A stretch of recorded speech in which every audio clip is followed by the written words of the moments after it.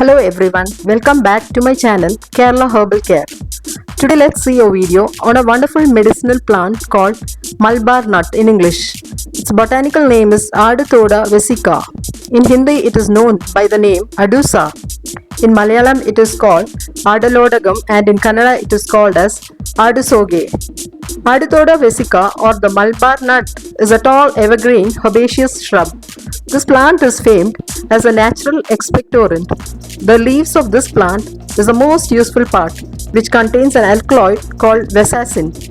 The presence of this alkaloid makes it an effective remedy for cough, respiratory related problems like bronchitis, asthma, and sore throat. The leaves are rich in vitamin C, carotene, and essential oil.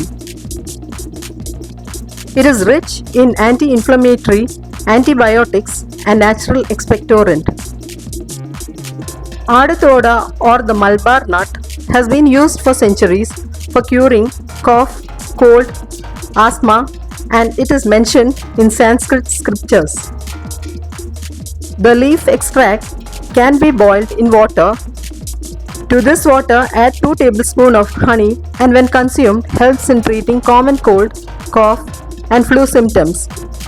It also reduces chest and nasal congestion. It gets rid of excess sputum and stops nasal congestion.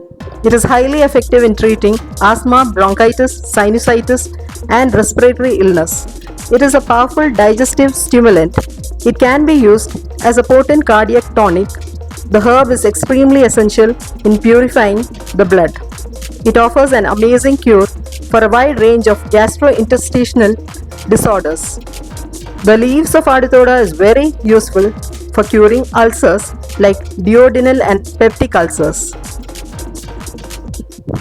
Due to the strong analgesic, anti-inflammatory and pain-relieving properties, it offers extensive relief from pain and inflammation in case of arthritis and joint pain.